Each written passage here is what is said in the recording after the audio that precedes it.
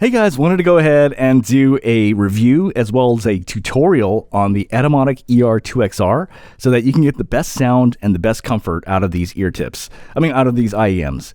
Before I go on further, I'm going to go and put some notes on the screen. Please note that the notes is a little bit different from what's in the video. Okay, cool. I want to go ahead and talk about a few things here before I go on further. I tried to do the stock ear tips and I tried to listen to them for a few hours, and I used double flanged, I used triple flanged. This is really uncomfortable.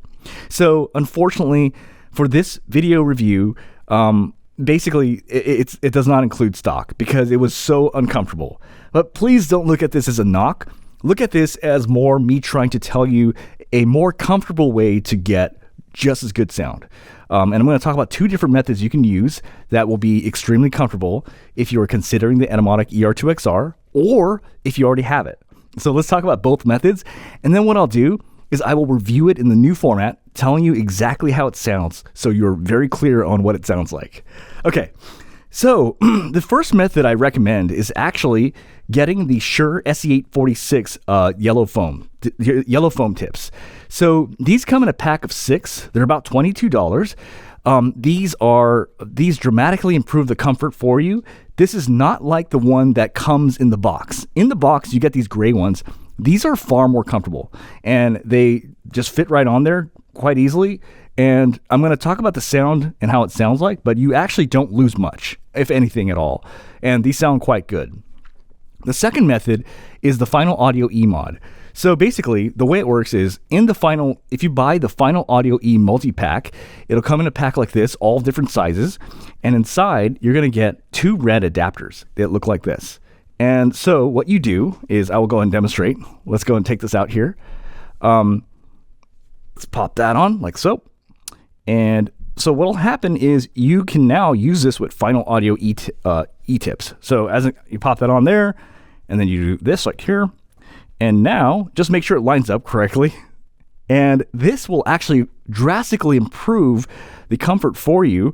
But this one actually has a little bit more compromises than this one. Ironically, this is a little bit more true to the original.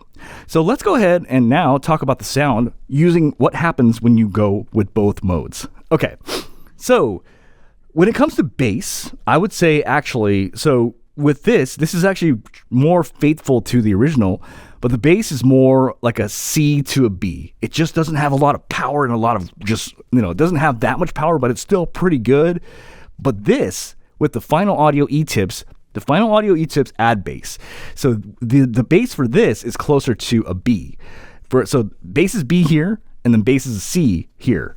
In terms of sub bass, for both of these, regardless of which path you choose, it is polite. It is below correct.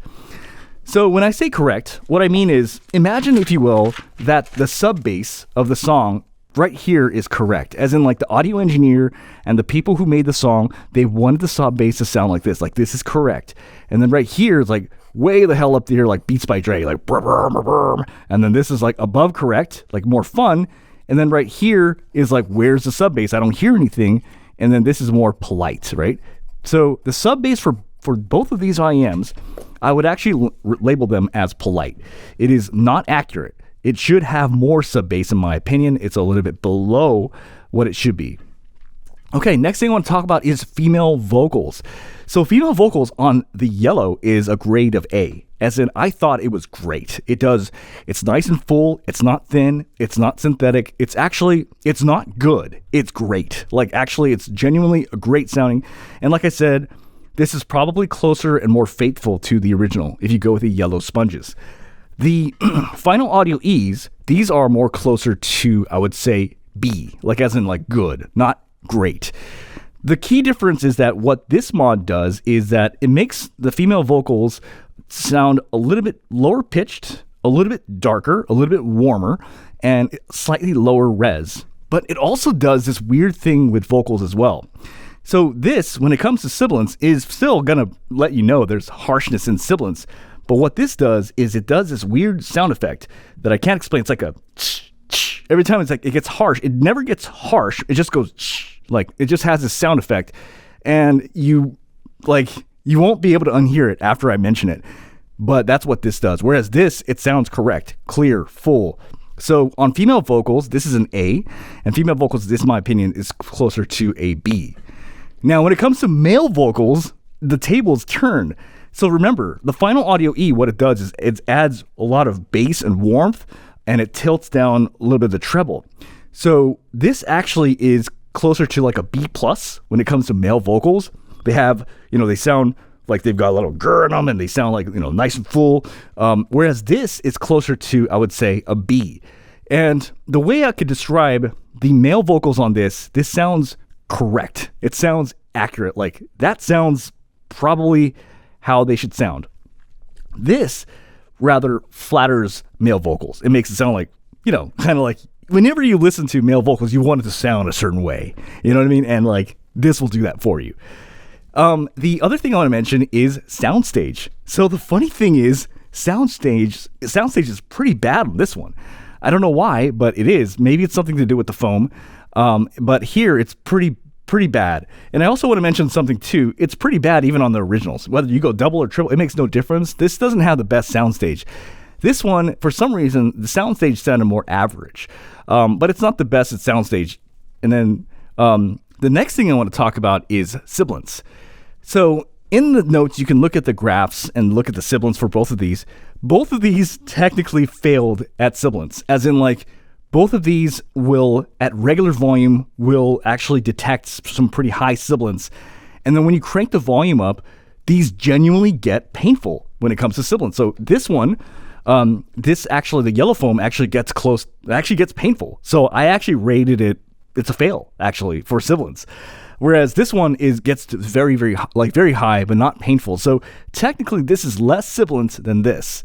But like I said, what it does with Sibilance is that it kind of adds this effect where it's just like, it's not Sibilance, but like it doesn't sound right. And one of the things I wrote in my notes is like, it's kind of like you look at a report and there's a bunch of whiteout. Like on one hand, it's like, yeah, you fixed the problem as in you white it out, but now the report looks like something's wrong. You know what I mean? That being said, they both sound great, but I would say this is more faithful to the original. In terms of comfort, this is good, whereas this is excellent. I can vouch for this because I've worn it this way for years, like basically years and hours and years and years. This is legitimately probably one of the most comfortable IMs I have when you use this particular format, which is the Final Audio E. However, with stock, it is absolutely painful and dreadful. So, just thought folks might find that helpful, and we'll go from there.